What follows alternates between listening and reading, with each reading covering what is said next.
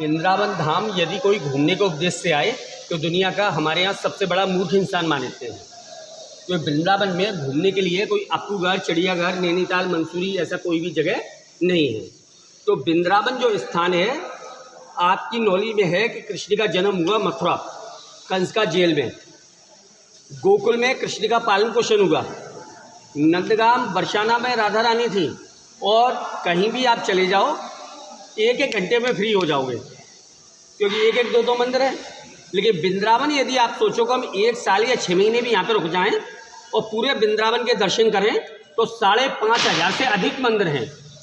एक से एक माइंडेड आदमी जो कहता है कि मेरे बराबर कोई समझदार पढ़ा लिखा नहीं है, मेरे बराबर कोई जानकारी वाला नहीं है, मेरे बराबर कोई पैसे वाला नहीं है, बड़े से बड़ा करोड़पति आदमी भी, वो उन लोगों से पूछा जाए कि वो मथुरा में भगवान का जन्म हुआ, मथुरा में 5,500 मंदिर क्यों नहीं बनवाए?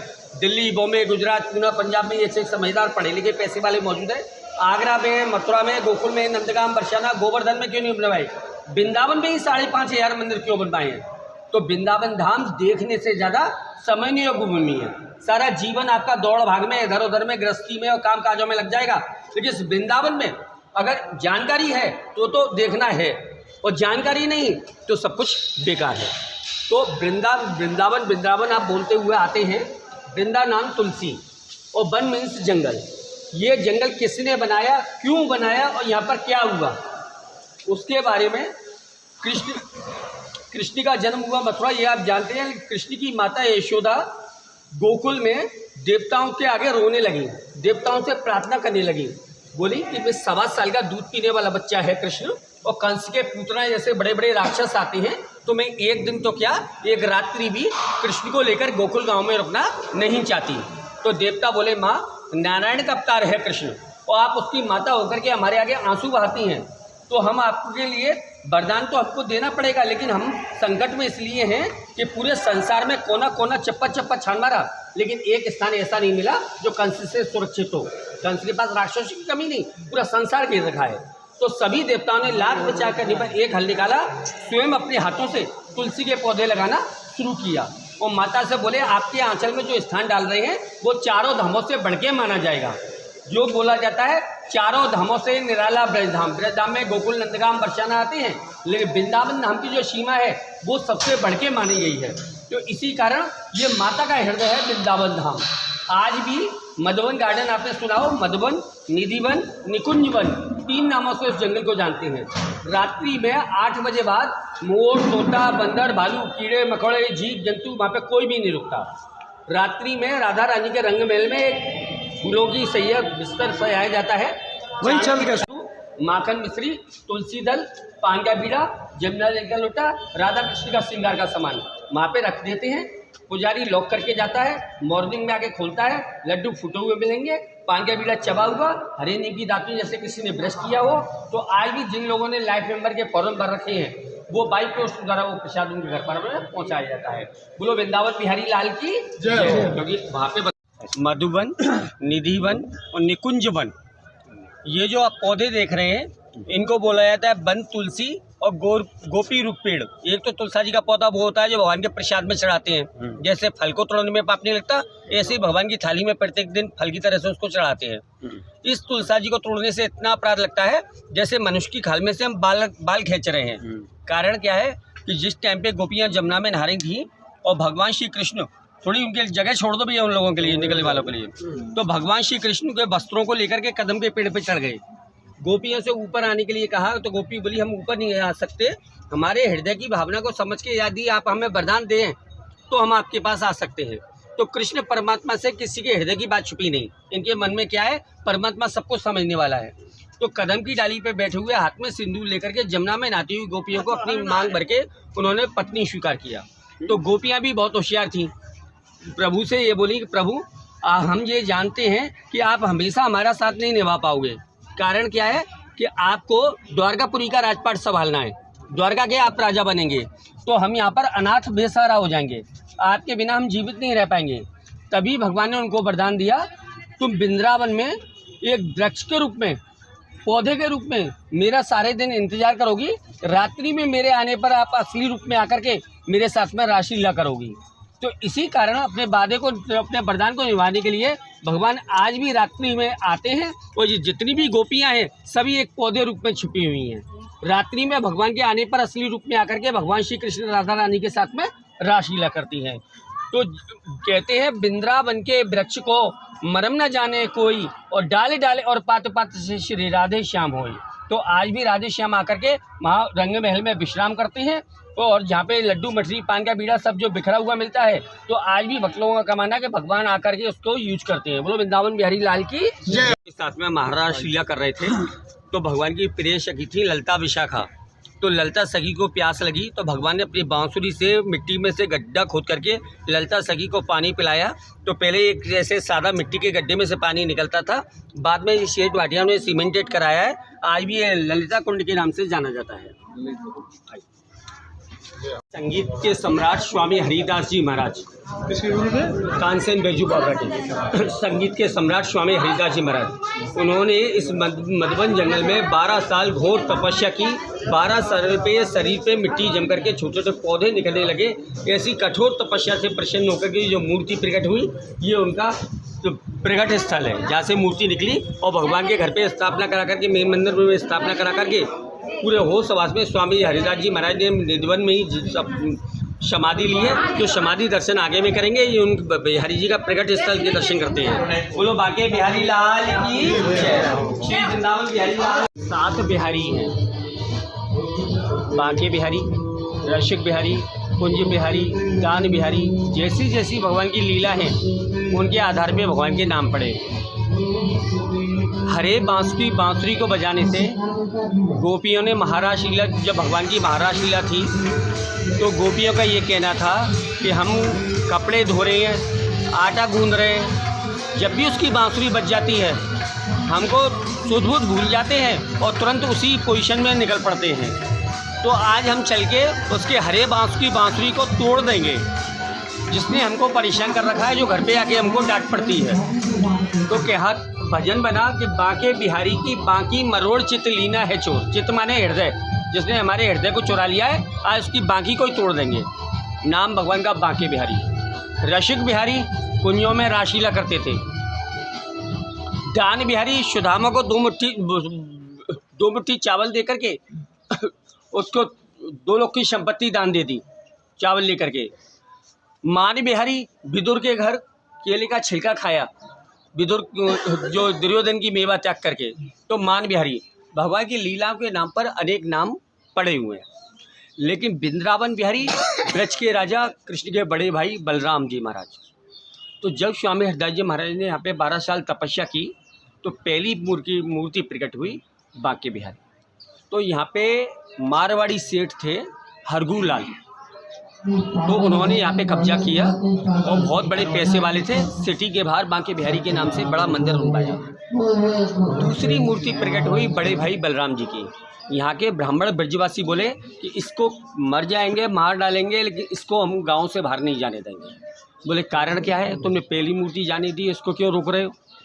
तो कि कृष्ण हमारा सखा, हमारा भगवान हम मानते हैं, लेकिन जब वो द्वारका गया तो हमने बहुत उससे प्रार्थना की यहाँ पर रुकने के लिए, वो नहीं रुके। तो हम ब्रजवासियों ने ये कहा कि भाई हम तुम्हारे अधीन हैं, हमारी जिम्मेदारी तुम किसको छोड़ के जाओगे? तो उन्होंने तभी ब्रज का राज तिलक किया बलराम जी को। तो हमारा राजा बलराम, कृष्ण तो द्वारका का राजा बना और ब्रज का राजा कौन बना? कृष्ण का बड़ा भाई बलराम। तो वो हुए वृंदावन बिहारी। तो उसकी स्थापना हम भगवान के घर पे कराएंगे, जहाँ माता यशोदा माखन चलाती थी। और कृष्ण ने 1.25 साल से लेकर के 12 साल तक की कालिया मर्दन नौका बिहार बंसी चोरी महाराज लीला की है। तो आज भी वो बलराम जी की, वृंदावन बिहारी जी की मूर्ति जमीन से प्रकट हुई भगवान के घर पे, वृंदावन बिहारी लाल के मंदिर। अन्न की, धन की, पुत्र की, संतान की, बिजनेस की, व्यापार की, आज जो भी वृंदावन आते हैं, आज वृंदावन में जो 5,500 मंदिर बने हुए हैं, उसकी मनोकामना पूर्ण करने वाले वही हैं। तो हर मंदिर में सेठ भाटियाओं के मंदिर हैं, जिसको भगवान ने जैसी दौलत दी वैसे उसने बड़े से बड़े मंदिर बनवाए। हर मंदिर में हाथ जोड़ो, दर्शन करो, चलते बनो, कहीं 1 रुपये का खर्चा नहीं। एक मंदिर दान धर्म और पूजा से देखते हैं कि परमात्मा नाम की कोई शक्ति है या नहीं। भगवान की भी परीक्षा लेने की जो कोशिश करते हैं, वो रात्रि में बिल्डिंगों से कूद पड़ते हैं, तो सुबह में पागल हो जाते हैं, अंधे हो जाते हैं, अथवा ख़त्म भी हो जाते हैं। जिन्होंने ये अपराध किया है उन लोगों की, 1000 लोगों की ऐसे ऐसे करके नाम डेट बर्थ लगा के समाधि चोरी करें। तो राधा भगवान श्री कृष्ण को सोते हुए पा करके राधा रानी ने उनका मुकुट और बांसुरी चोरी करके और यहाँ मधुबन में ललिता विशाखा सखियों के साथ में रासलीला की थी। तो कहते हैं मधुबन में राधिका नाचे और गिरधर की मुरलियाँ बाजे। नाच राधा रानी रही है, मुरली गिरधर की चोरी करके बजा रही हैं। तो हमने अपने माखन चोर की जय जयकार बहुत लगाई हैं, लेकिन यहाँ पे निधवन के अंदर माखन चोर की जय जय के साथ साथ में राधा रानी को भी बंसी चोर के नाम से बुलाते हैं। तो कहते हैं कि शास्त्रों में कि बहुत पुण्य की प्राप्ति होती है कि दोनों ही चोर हुए, ऐसे ही एक चोर और एक साहूकार। तो राधा कृष्ण सने ही एक प्राण दो देही। बोलो वृंदावन बिहारी लाल की।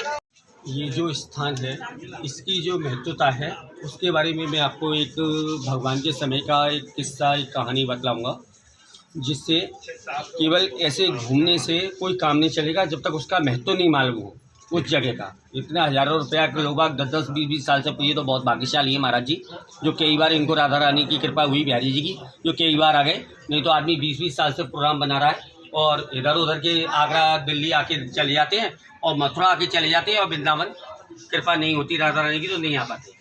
तो जिस पे कृपा है वो ही आ पाता है।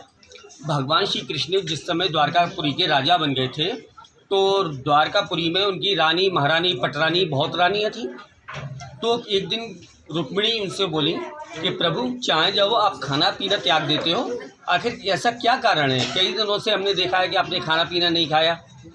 तो भगवान ने उनकी बोला कि मेरे को वृंदावन की कुछ गोपियों की याद कुछ ज़्यादा आने लगी है। तो भगवान की पत्नी थी, भगवान से नाराज़ हो गई। रुक्मिणी, सत्यभामा, सारी पत्नियां नाराज़ हो गई। एक से एक सुंदर रानी, महारानी, पटरानी आपकी सेवा में हाजिर है। उन वृंदावन की गोपियों में ऐसी क्या खास बात है जिनके लिए आप आए दिन खाना पीना छोड़ देते हैं? भगवान ने उनकी बात का जवाब नहीं दिया और बोले मेरे सीने में बहुत तेज दर्द हो रहा है। बड़े बड़े वेदों को, हकीमों को बुलाया, राजमहल का सोना चांदी हीरा जवाहरात सब तोड़ने के लिए तैयार हो गई, लेकिन हमारे प्रभु का दर्द सही हो जाना चाहिए। किसी पे दर्द सही नहीं हुआ। तो भगवान श्री कृष्ण ने अपनी पत्नियों से कहा कि आपने अपनी कोशिश कर ली, राजमहल का हीरा जवाहरात सब तोड़ने के लिए तैयार है, लेकिन किसी बेद पे मेरा दर्द सही नहीं हुआ। बोले महाराज नहीं हुआ। अब मैं कुछ उपाय बतलाता हूँ।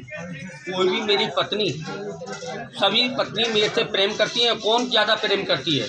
तो सब आपको बोली हम बहुत प्रेम करते हैं, हम बहुत प्रेम करते हैं। रुक्मिणी भी, सत्यभामा भी, और भी जितनी पत्नी थी सबों ने हाथ ऊपर कर दिए। बोले ठीक है, अब कोई भी मेरी पत्नी थोड़ी सी अपने पैरों की धूल मेरे को दे दे और मैं सीने पे लगाऊंगा, जिससे मेरा दर्द सही हो जाएगा। रुक्मिणी, सत्यभामा सारी पत्नी इकट्ठी होकर के एक दूसरे में पूछताछ करने लगी और भगवान के आगे खड़ी हो गई। प्रभु माना कि आप त्रिलोकीनाथ हो, बचपन से छलिया हो, हम जानते हैं, लेकिन आपने छलने के लिए क्या हमको ही चुना है?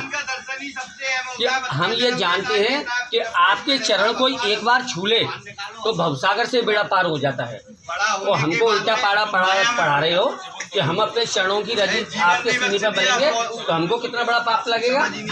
तो हम ये अपराध नहीं कर पाएंगे। सबों ने मना कर दिया। तो भगवान श्री कृष्ण ने अपने प्रिय मित्र उद्धव को बुलाया और बोला कि आप वृंदावन जाना। वैसे तो लौटा बताओ वो मेरा वरदान है कि वो मेरे ही आगे प्रकट होंगी, लेकिन मेरा आदेश है इसलिए वो तुम्हारे आगे भी प्रकट होंगी। तो वहाँ पे जाके कहना कि रुक्मिणी, सत्यभामा सब इतनी भी पत्नियाँ हैं वो अपने आप में एक अभिमान, एक अपना वो महत्व रखती हैं कि हम कृष्ण की पत्नी हैं, त्रिलोकीनाथ की पत्नी हैं, त्रिलोकीनाथ की पत्नी हैं। लेकिन आज जो भगवान दर्द से पीड़ित हैं वो हीरा जवाहरात सुग्रा राय महल तोड़ने के लिए तैयार हैं, लेकिन भगवान का दर्द सही नहीं हुआ, बहुत परेशान है, भगवान दर्द से पीड़ित हैं। उनसे चरणों की रज मांगी तो उन्होंने मना कर दिया कि हम चरणों की रज नहीं दे सकते। अगर तुम मेरे से प्रेम करती हो तो तुम अपने चरणों की रज दे दो तो भगवान का दर्द सही हो जाएगा। ये समाचार जब गोपियों के आगे उद्धव ने कहा तो पौधे में से गोपियाँ निकल करके अपने रज में पैरों को लगा करके उद्धव को देने लगे। उद्धव लेकर के द्वारकापुरी पहुंचा। भगवान ने ये रज अपने सीने से लगाई। जितनी भी गोपी, रानी, महारानी, पटरानी थी, वो पटरानी वगैरह थी, सबका सिर शर्म से नीचे झुक गया। प्रभु हमारा तो अहंकार था कि कृष्ण की पत्नी है, त्रिलोक की पत्नी है, ऐसी पत्नी से क्या हुआ जिसमें गोपियों जैसा प्रेम है ही नहीं।